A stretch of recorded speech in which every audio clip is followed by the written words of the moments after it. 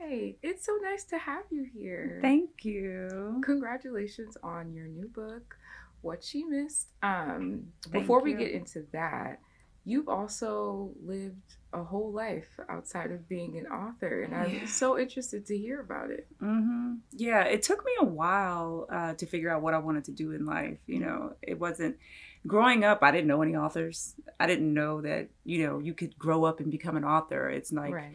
I love to, The Bluest Eye was the first book I read. I was like, oh my gosh, this is beautiful. And I Mm-hmm. really loved language after that, and I liked writing after that. Um, but my dad was a lawyer. He wanted me to become a lawyer. And I was like a people pleaser. And I was Yeah. also like, I wanted to make all A's. And I thought, oh, because I liked getting A's, I would love to be a lawyer, and just to have like a set version of success. It's like to become a Mm-hmm. lawyer, make A's, Right. get into school, go to law school. And it's like a determined path that's very safe, Mm-hmm. and I liked, I guess, the sound of that when I was young. But when I got there, I was like, no, this is When did you know? Did you this know is your not. first semester? Yeah, Oh, pretty, wow. pretty. I knew before I went. I didn't really Mm. want to go, Right. but I got into Harvard, and then you have. I felt like I had to Yeah, go. it's hard to say no It's to hard to say Harvard. no. Yeah. But I knew I kind of didn't want to be a lawyer because I'd Mm. seen by then my dad do enough of it. Mhm. But then I was already on this path, and it was really hard for me to think and imagine a way off of the path and to reimagine my future. Right. But when I got to law school and I clerked actually in Houston at a law firm, I'm like, it's my happiness. I was like, Mhm. I will not be happy doing this. And is my happiness worth it? Right. And the answer was no. And so then it was like, girl, you better figure this out, Right. And so Right. I dropped out. I dropped out of Wow. Harvard after the first year. Mm. So I finished a year. Was that tough? Oh yeah, Mm. everybody thought I was crazy, but Again, it's hard to convince folks that you want to drop out of yeah, Harvard Law. Yeah. yes, something within yourself and something Mm. within you is speaking very loud and clear, but it's not clear to everybody else Mhm. because they're not living inside of you, Right. and so everybody thought, everybody was like, are you okay? Everybody, Right. You're I'm like, like, no, actually, like I'm yeah. actually great. Yeah, actually, it was a confusing time because I did Mhm. have to figure things out. Mhm. But, then I just started kind of putting one step in front of the other. I was like, let me go to design school. I went to design school after that because I was like, I wanted to explore creativity, Mm. and I still wasn't thinking about writing even then.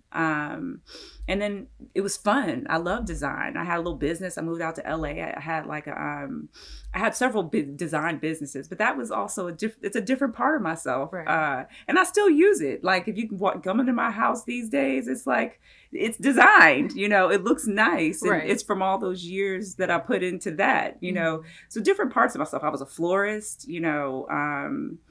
I worked at the National Basketball Association, like for the Houston Rockets. I worked at the National Basketball Association, and I also worked locally for the Houston Rockets and Comets. Mhm. I was a yoga and dance teacher. I was just I was trying different Yeah. things and figuring it out. Yeah. But then I found writing, and it's creative and it's also intellectual, and the blend of those things. I felt like home Yeah. when I finally started writing. Like it fit. It fit, and then Yeah. I just kept on doing it and doing it and doing Mhm. it until it led me here. Yeah. Now So, we're here. mm-hmm. I think people are so afraid to try new things, right? And to just try something out to see if you like it or not. Like having heard that you tried all these different career paths and just went into it just because, I think is something that people would be like, oh, that person maybe doesn't feel like, grounded in anything. What are they working Mm-hmm. towards? Like you're just kind of wasting time. But Yeah. it led you to now. Yeah, and how do you know if you don't try? Right. And it's okay to try something and be like, you know what, not it, Right. or to try something and be like, actually, I'm going to try this other thing too. Even if you like it a little bit, maybe it doesn't do everything for you. And so you try something else. You're like, actually, I like that a little better. Or maybe, you do a lot of things, but they have different places in your lives. Like, now, I still do flower design for myself. I still do interior design for myself. Yoga is a huge part of my life still. Dance, I also taught dance to add another one in there. That's still a huge part of my life too, It's beautiful, I think, looking back on it, because when you're going through things, you don't know how everything is going to shape out. And there is a great deal of uncertainty, and it is scary to be in a place where you're like, I don't know what my future is going to look like. You feel like you could fail and become a big failure, especially after, people see you as so successful, then it's like, oh, so now what are you doing? Right, you're teaching yoga? Okay. Exactly. But to look back on it and to see how all the parts have added up to my life now, I'm thankful for my younger self for going out and exploring and figuring it out. Yeah. How did you, I guess, keep validating yourself throughout that time of just knowing that people were maybe looking at you kind of sideways or questioning your decisions at that young age? Yeah, I think the biggest thing is, how things make you feel on the inside. And, when I was following the path of, becoming a lawyer, it was depressing. I wasn't happy. Yeah. It's like, am I really about to sit up here and live this life that does not make me happy just so that I will look successful to other people? No, I refuse. No, I'm not. And then when I started doing other things, it's like, oh, okay, cool. So I feel like, it's like part of your intuition or part of the guidance system, just say within yourself. It's always going to lead you, I think, the right way. But you do, I guess, have to have a little bit of courage to not listen to what people have to say, and not listen to your own fears or to overcome your own fears, and to, imagine the future as I guess as bright as you possibly can, and just to get after it. Right. Yeah. And I mean, I think people do struggle with being disliked or letting people down, right? And absolutely, sometimes they do put it above their own wants and needs, and then they end up in positions where they're working a job that they're not connected to, they're not happy about, just because it looks good. Yeah, and that goes beyond just career. People are married to people because it looks good. People are making all types of decisions these days, especially because it looks good. Yeah, I mean, a big part of that does have to deal with social media, which we'll come back to. But something that I heard you say was that you found writing. How did you find writing? Or did it find you? Yeah, no, I always loved to write. It's funny because even when I was an undergrad, I was, of course, a political science major because I was going to law school. And all the papers I would write, my professors would be like, this is too lyrical. What is all this language? Get rid of all of this. You should be straightforward. I was constantly being told that. And even but then nothing was like, ding, ding, ding, you can be a writer. Still no alarm bells went off. Even when I tell the story of, I went to Duke for undergrad, and, you have the first day of registration and everybody's coming up and there's big long lines. I'm standing in a long line. I get to the front of the line, and I'm in front of an admissions officer at a table who's like, what's your last name? What's your name? And they look up my name and they're like, they pop their head up and they're like, oh, you had a great essay. Oh, wow. Still no ding, ding, ding. Hey, girl, you could be right. No, none of that.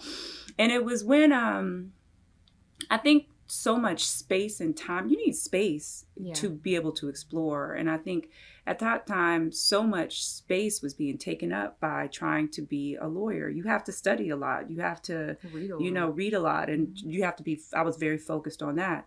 And when I did finally drop out of law school, it gave me space. I started reading for pleasure. I hadn't read for pleasure in years. I was just reading what was assigned to me. And reading for pleasure, it sparked something in me that made me want to write. So while I did have those creative businesses, like, design businesses, I was writing at night. So I was doing the businesses during the day, and I was just writing little whatever, just writing Anything. whatever, Right. anything at night. And so that eventually led to me being like, you know what, let me take a writing class. And I was living in LA at the time, and UCLA has this really great program where you don't have to be enrolled in the school. And I forget what the program is called, but you could take classes, writing classes at UCLA. So I just started picking up classes. And then I was like, okay. And I picked up more and more classes. And then finally I was like, you know what? I'm going to go get my MFA, So that it's just like one thing kind of led to the next. But yeah, it was always there, but I didn't tap into it until I gave myself room and space to do so. Yeah, because if I was, lawyering, when you have time, then it's like study, then you study for the bar, and now you're doing cases. Right. Would I have ever had space and time if I would have kept on Right. that path? Probably not. Yeah. I think a lot of people don't realize that creativity does need space and time. You really can't engage in, I think, any sort of creative practice without the two. Oh, absolutely. I feel like we're only capable of doing so much. We're human. It's like our focus has to be somewhere. And even if it's like, you have a focus here, if something is like so big and it takes up so much space, where is the room? At least, you got to sleep, you got to eat. Hopefully, you're dating or something. It's living like life. Living life, it can't all be one thing, So yeah, space is super, super duper important. Like right now I'm super busy. Have I written? No, I haven't written in like sad. It makes me sad when I get this far away from what I'm writing, But then, other exciting things are happening in life. So I'm just like, okay, let me be here now. And I mean, it sounds like it's always been there for you. Yeah. Whether you've been able to prioritize it or not. Yes. Yeah. So I'm sure that feels good at least. Yeah, that it's there. But it does feel especially if you're working on something, to be away from it, it doesn't feel good, But it's hopefully, like your heart is like longing. Yeah, it's like, but I'll get back. I'll get back real soon. Yeah, absolutely. So to shift your mind from like the law world to the literary world, right? What has your experience been there? Yeah, I feel it's very different. It's like the legal world, I don't even know if I studied to get into it. And of course I was in law school for a year, and I didn't mind it because I never minded school. Yeah. I never minded like learning about stuff. And so a lot of it was practical and interesting. It's like taking contracts. Contracts is kind of useful in life, period. And it's like, so different classes were more useful than others. But yeah, it's completely different in the way that fiction is more of, I think, an exploration not only of the world, but an exploration of yourself and what's going on in yourself. I think, both subconsciously and consciously, you work out things through writing fiction, and you are constantly taking in the world to write it as well. It's like inspiration comes from everywhere all the time. But you have to be obviously open and receptive to it and paying attention to it. But inspiration is everywhere in the world. So it's a way of really processing in the world, which is completely different from law, because it's a way, the law is all about, here are a set of rules, let me know them so that I can win. That's what it's about. Like, let me know the rules so that I can use them for my client so I can win. Fiction to me is not about, or writing to me is not about winning, at all. Not at all. I want my work to get out there. I want my work to be read, but at the same time, there's meaning in it, and I feel like it serves a higher purpose than just winning, So. No, absolutely. And I think you perfectly described that's exactly why I focus on fiction mostly. I'm a Mm-hmm. big reader, obviously, but by profession, people assume that I only read nonfiction Mm. or like clinical text, which I mean, of course, I do. But Mm-hmm. the reason why I'm mostly drawn to fiction is because of the ways I get to view myself in the world from someone else's perspective, Yeah. or maybe gain the words or the knowledge that I didn't have access to describe a Mm-hmm. specific part of my life or something that I'm going through. And I find that fiction is the perfect thing to do that. Yeah. It's so universal if the Mm-hmm. author is good, you know? Well, yeah, Yeah, but definitely. yeah, that's what I love about it too. It's such a private experience. It's Yeah. like you open a book Mm-hmm. and you connect to these characters and the lives of these characters and what's happening, the emotions that they're feeling, and Mm-hmm. resonate with you in different ways. And it is very a personal experience. Yeah. Everybody has a very different experience with Mm-hmm. what they're reading, but the emotions are universal. So you're Yeah. connecting with them all the time, and they shape you. They stay Yeah. with you. The Mm-hmm. characters. They definitely do. Yeah. Mm-hmm. So, yeah, I think it's a beautiful thing, and I'm very, very grateful that this is where I've landed, Yeah. and that I have the opportunity to write books and Yeah. put them out there. Absolutely. Yeah. And I think something I find interesting is that your demographic is young adult. Right. Yes. And I'm wondering how, why, what was the process for you that landed you there? Yeah. It wasn't actually initially a choice. My first book that I wrote, Calling My Name, it's about a girl, and her age ranges from 12 to 17. Mm-hmm. So she's coming of age. And it could have gone adult or young adult because it is more literary. Mm-hmm. Um, but my agent was like, well, let's just try young adult first. And it sold. And my editor bought two books. And then after the second book came out, they bought two more books. Mm. And so it's just kind of been like, this is where I am, Right. But I'm so grateful to be speaking to young people and to be putting the work that I am putting out for young people. Um, it's such a promising time. It's such a time full of possibility and Mm. hope. And it's like they have the rest of their lives stretched out ahead of them, and they have such power in shaping how that life will go. Mm-hmm. Obviously we live in the world, and we have a collective experience in the world. It's not like we are the sole creators of our destiny, and Right. we can, however, we have such power over our lives. Everything we speak to ourselves, everything we do, every action, every emotion we hold, all of it ends up shaping who we are. Mm-hmm. And it ends up shaping how our lives come out. And so I want to speak to that, in my books. I want to entertain them. I'm trying to entertain them. Right. There's, romances. And then my last book, What She Missed, they're living on a lake. They're stealing boats and, joyriding boats Mm-hmm. at night, and jet skis, and doing all types of mischief. Yeah. The girl is going through it and acting up. But she's, learning, Mm-hmm. and she's growing, and she's learning, to take responsibility for herself Right. ultimately. Right. And I think there's so much power in kids learning how to take responsibility for Mm-hmm. everybody, because when you do, that means you are deciding, and you're conscious, and you are aware how your every action is shaping your life, Mm-hmm. And so that's what I kind of want to instill. That's what I want to instill in Yeah. young people. So it's a Yeah. gift to be able to do that. And I Mm-hmm. find I'm so grateful that I get to do that. And I feel like it's such an important role, because I don't think there's enough people doing it. I agree. Yeah. So. Yeah. Yeah.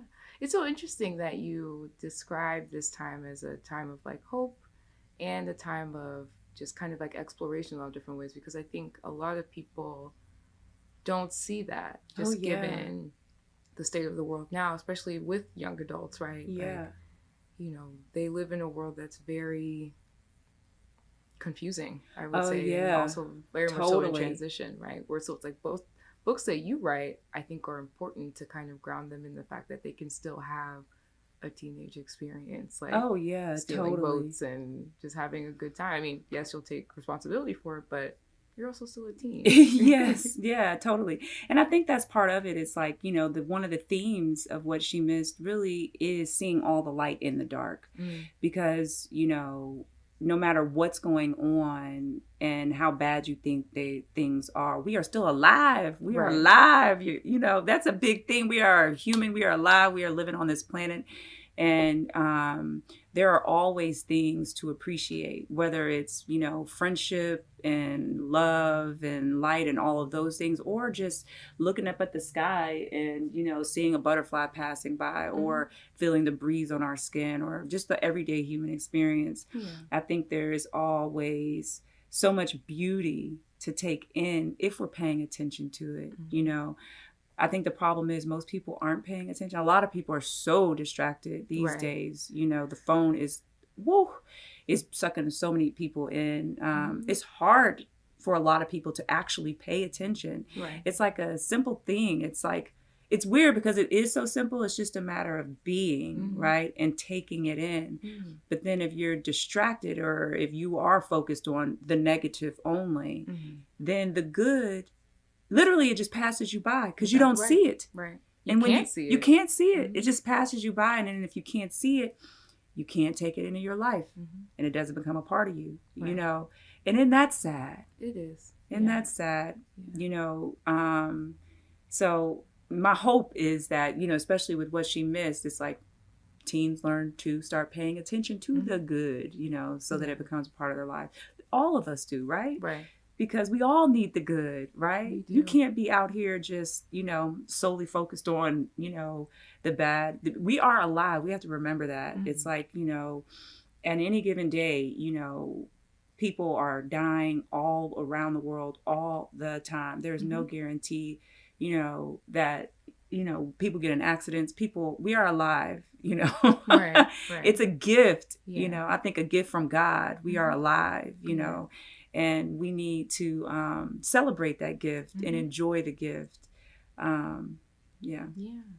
Something that you said about kind of just the phones and social media really taking our time and our energy and our focus away from living and really prioritizing living, I think really stuck out to me because as an author, I'm sure obviously, that socials is something that I think has become very important for authors in order for people to know about and to see their books. So I think in a way, to me, it's making the literary world what I don't think it should be in a lot of different ways. I'm really curious to see what your stance is on that, because I know that socials aren't a really big thing for you. Yeah, I mean, I guess the first part of it is like, I think what social does is if you're on there after a while, like you said at the beginning, it's like everybody want to be liked, and on there you especially want to be liked. You want to get those hearts, and so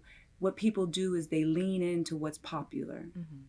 So it doesn't matter if what's popular necessarily makes sense, or if it's working, or if it's problematic, or if it's popular, people lean into it. And and I'm not saying that it's even people are being false when they lean into it, because when you're spending so much time on a device and you are getting so much input into your brain and people telling you the same things over and over and over, obviously you come to believe it sticks. Nobody is above influence. That's why, everybody, they're called influencers. That's the whole. And so I think it narrows your focus. Yeah. Your focus in life ends up being what is being spewed at you through your phone screen. Yeah. And when I first started writing, I wasn't really familiar because I wasn't on social media, but I was told as an author by my publisher that I should get on and at least do one really well, but get on as many as I could, or but at least do one well, right. And so I got on and I focused on Instagram, because as a writer, it's like Twitter was like, I'm too obsessive about the way I write. It's like, I don't want to be like spending like an hour on a tweet. And then it's like, And no, then I don't want someone's to. like, oh, you said this wrong. And then you catch your own grammar mistake. Or where I'm like, It's oh, like, oh, now I can't go back and delete change it. You can't. I'm like, okay, stress. No. And Facebook felt, yeah, yeah, okay. Yeah, especially because your demographic, like they're not on there. They're not on there. And so, okay, hey Instagram, and I really was like, hey Instagram, what's up? You know what I'm saying? And I gave it my effort. Yeah, I put energy into it. I put time into it. I put work into it, and all of those things took away from writing. It took away from life. With the people at home that I'm present with my daughter. And with now my husband, and it took away from my mental health, because not only was I not able to pay attention, I'm not paying nearly as much attention to real life. Also, it was anxiety producing, and not because people always talk about in terms of looking at other people. It's not that. It's just too much information. Yeah, it's it was an overconsumption. There has to be, I think, a balance of, consumption, creativity, and just like, being, and it was overconsumption. And that level of consumption was stressing my brain out, to the point where, I thought, and when I got on there, and my first book came out, I thought I went to a heart specialist. Because I had never experienced it. It sounds weird, but and I was like 30 or 40, I think, about that time. And I had never experienced anxiety like that. So I thought something was wrong with me. Right. I thought maybe I had MS. I was like, I went to a heart specialist. I went to a brain specialist. I went to all the specialists. I got scanned. I was getting all types of heart tests, literally. And then one doctor was finally like, well, are you stressed? I was like, no, what you talking about? No. But it ended up, then I started looking at the connection or paying attention to the connection of how you feel when you open up the app. Or, or if I stayed off of it a week, how do I feel? And so then I did this in-between thing where I was like on, but then I would take breaks. And then I'm like, you know what? Social media does not, and I have a presence on there. So if I can go out and say I have a book, social media is not what sells books though. Publishers they sell books, by getting the word out to booksellers, by bookstores, by getting the word out to teachers. They feature certain books. They put lots of budget and money behind certain books. And that's what I didn't realize before coming in the industry is that their top books every season, they subsidize the rest. So they'll choose a list of books, and that list of books, they'll put all the money behind, and then the rest of the books will get subsidized. And that's how they make their money. It's like you have your picks. And then, so I've never had a top book, Calling My Name did really well. And my other books are coming along. My second book, Baby, was a pandemic book, and I really didn't get out there and support that, but I've never really had a top book because I just haven't. We talked about before how they choose it. A lot of times, especially these days, they choose something that's super topical, super popular, and right now social justice is across the board, the most popular thing. And that even for teens, they want teens to be focused on social justice. And so, but I thought there was enough of that. I think there is enough of that. I want to write something different about all the things that I've talked about. And so it's a choice because, after everybody in the industry knows it, you can look at it and tell. And obviously people have to eat, people are in this as a business, they're writers, and a lot of people write towards that because they know that is where the money is at. Right. You will have more money behind your book if you're writing toward a social justice topic. And it's sad though to me because like you said, writing is so personal. Yeah. So to know that you would have to write something that isn't or doesn't feel personal to you in that way, right? Right. In the phase that you like, you love writing and now you have to write a specific way so that you can make a living off of it. Right. It almost, I think, takes away from the reading, the writing, and the books and everything. Yeah.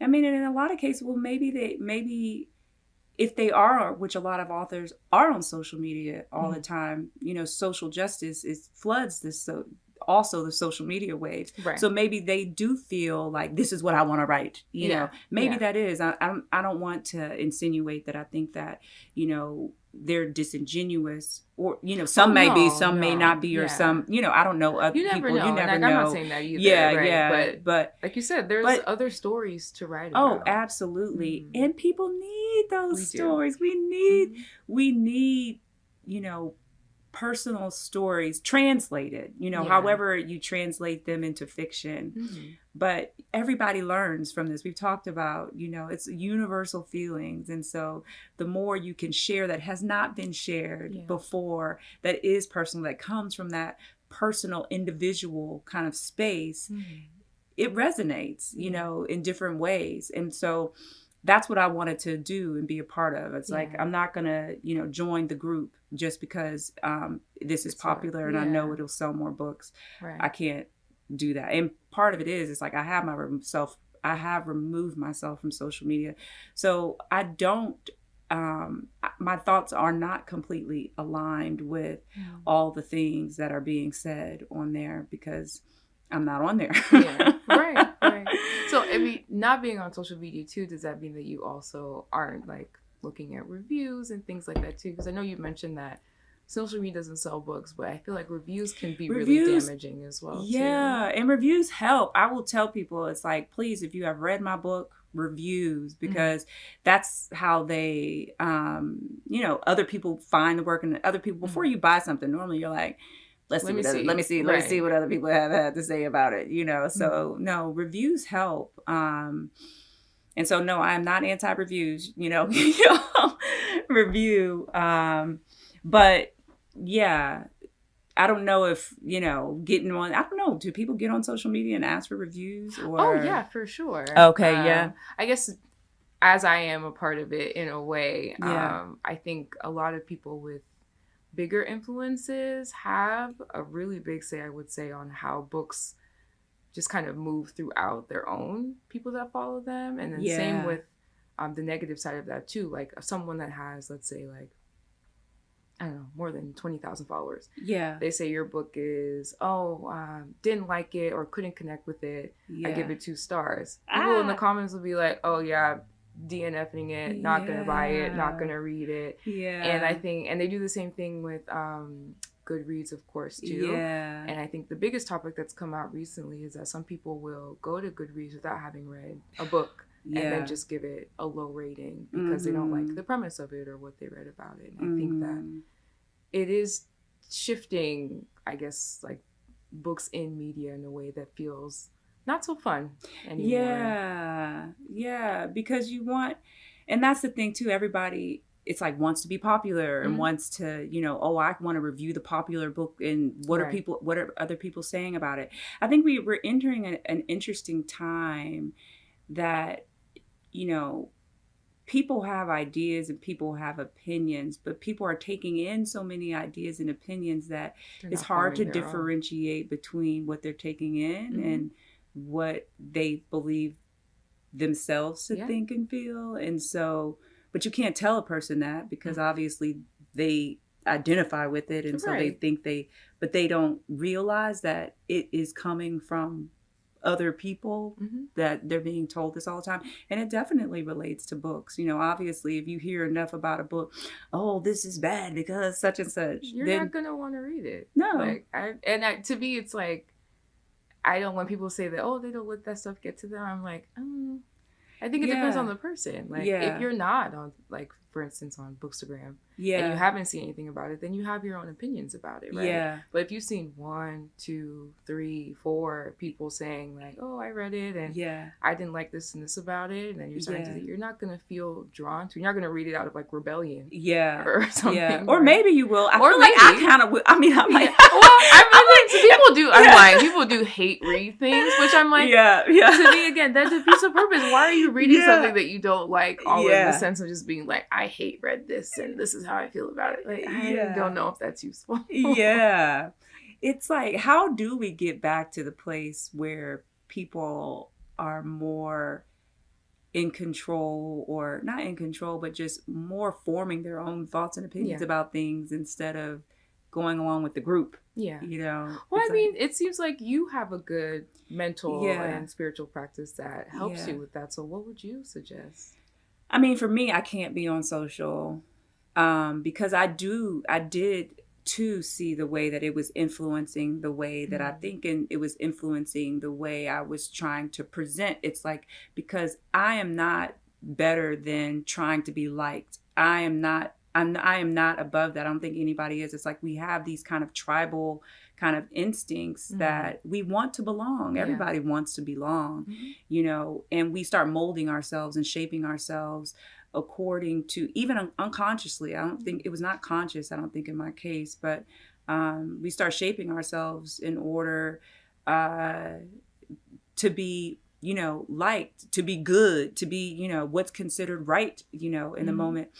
And to step away from that, you know, first of all, you know, my anxiety is way down, which, hello, that's life. That's bonus. Health. Right. It's health. It's health. It should never be that serious that you're putting your health at risk. No. But so many people are, you know, and just like taking anti-anxiety meds to kind of balance it, or taking, you know, I mean, we're so heavily medicated. And that's the kind of point I was at. Either I was like, either I'm going to get off or I'm going to start taking anti-anxiety meds. It's a choice. Like, I couldn't deal with the level of anxiety that it was causing. And I was like, you know what? I'm going to get off. You know, change. You know, but so, yeah. But it's also the anxiety, but also just so that I can have my own opinions, you know. And these days, I think more and more people aren't allowed to have unpopular opinions. If your opinion is not in line with the popular view, you could be called all sorts of names. And I don't want to be on there fighting with people. But I also don't want to be on there fake. It's not safe, really, unless you're online saying everything that everybody else is saying. It is really not a safe place, you know. So I'd rather have conversations in person that we can like talk about things in depth that and like safe. You know, and feel safe and feel like actually, because it's so abbreviated too online that it's not in depth. It doesn't go in depth. So even if you have a conversation in person and you disagree on something, you're not like hating that person or thinking that person's a bad person. Or sending them death threats. Or sending, exactly. Like, because you're like, I don't know how we got there. Yeah, like this is a human being. Right. And we're in front of each other, and you give each other that, you know, because unless you're a monster or something, I don't know. Right. But online, people get very hateful, you know, if they disagree with what people are saying. But so off social, definitely trying to pay attention, definitely for me, you know, and it's a journey, you know. You step out of, you know, you can just days, you know, be in a daze, or, you know, right now when things get super, super busy, like my life is super, super busy, it gets harder and harder to pay attention, and it takes more discipline, you know. It's like, you know, meditation, yoga help me remind me of how to pay attention. And a lot of that for me comes to just paying attention to my breath and coming back to my breath a lot, you know, especially in situations that are, you know, I'm uncomfortable, or I find it hard to kind of settle. It's like to know your breath is always there for you. You can always come back to your breath. Is important to me. And just living in gratitude is huge. I think gratitude has a lot to do with joy and just happiness. I try to move my body That's huge for me. Mm-hmm. I think it helps too with endorphins and making me happy and having a sense of community. Right. Because being a writer is kind of a lonely, you're at home with your Very much so. computer, Right. and so I like going to the gym every day and Zumba and up with the, the ladies, it's actually, club, our Zumba instructor, she be getting down, we getting down. It's like daytime club is what we call it, the daytime club. But either that or movement, which is, there's something spiritual about that, just the freedom and the expression of movement, or being quiet and still with yoga, that's still movement, but it's more of a meditative kind of experience. All these things, I think, will help me, I guess, achieve balance. But I guess we were talking about just, being kind of individuals. Mm-hmm. It's just being mindful of that. Yeah. I guess the first step, I think, would just be mindful of how you are being influenced and if you are, and then maybe listening to other things, and seeing how you react to things that you disagree with, that could be, I guess, a start. No, I feel like that's a really good way to put it, right? And something I was thinking about is like, to me, you seem like you're very grounded in yourself, but you're also prioritize ways of connecting with yourself mentally and physically. Mm-hmm. Is there anything that you had to unlearn in order to be able to build these practices for yourself and also to prioritize them? Girl, I am constantly unlearning, constantly. I think that we all have ways that we've grown up, right? In the world, with our parents and siblings, in relationships and experiences. Yeah. And these are all memories that, a lot of times are psychologically stored in us, that create patterns and ways of reacting to situations. So something happens, you automatically want to react like this. Mm-hmm. You get angry, you get frustrated, you get, because this has been your pattern of being, and it's hard to break those patterns. Yeah. And so, I think just being aware can help break the pattern, because then you have a choice. If you're constantly reacting, there's no choice in that. Mm-hmm. There's no choice in becoming angry all the time. It's just a reaction. Yeah. You're not choosing it. But then if you can sit back a second, take a breath, and then choose what the best way to react in any kind of situation is, you're actively creating your life. You're actively, you're making a choice. You're making a choice for your life instead of your life just happening a certain way. Yeah. So, and it's a simple thing, but it's a huge leap. I mean, there's so much power in choice. So much power in choice. Mm-hmm. And when you take away your choice by constantly reacting in the same way, you give it up. So that would say that I am constantly trying to kind of break those patterns that are, because it's not easy. It's like, and it's a journey. I feel like it's going to be a lifetime journey. For sure. And new things come up, and, it's like I have a daughter, and the way she's growing and challenging me all types of ways. But I have to think, it's like, no, it's like being angry. It's like, how is that helping, her? How is that helping the situation? It's like, okay, let me step back and think, how can I deal with this in a way that's going to teach her the right thing, or that's going to help us in our household, or whatever the fact is. Like, how can I let this help us, and how do we grow from this instead of just getting mad about it and not learning anything? Right. Now everyone's mad. Yeah, now everybody's mad, and it's like, and your blood pressure high, it's like so unnecessary. Oh, man. I think what you said about choice and power is so important. I think that's something that, for me as a therapist and someone that also has therapists, is something that I'm constantly reminded and also reminding folks of. So I'm really glad that you said that. And lastly, I always ask this question, and then I'm always so curious of what would the younger version of yourself think of your life right now? I think she'd be happy. Yeah. Yes, I think she would be happy and be proud. And it's funny because I've looked out for her. I feel like, or I don't know, she's looked out for me. I think she's looked out for me. When I was young, I would always look out for my future self. I've always had that in mind. Like, this is now, but in, 10 years, what is my future self going to think about this? I've always kept her in mind, so I hope she's happy with me, because she has done this, in a way. She has manifested this. She has made the decision, small and large, to get me here. Yeah. So, I'm very thankful to her. Very, very thankful to her. That's so good to hear. I'm always so shocked to hear the answers that I get when I ask that question. And I think to know that she is so connected to you still is always a really good thing to hear as well too. Yeah, they're always, I think all of our younger selves are, they're still there. For sure. For sure. Yeah. Yeah. And then those are the things that show up sometimes when it's time to make a choice. Yeah. Yeah. Well, thank you so much for coming today. I feel like you have lived a really beautiful life so far, and I hope that it continues to be that way. Thank you. I appreciate it.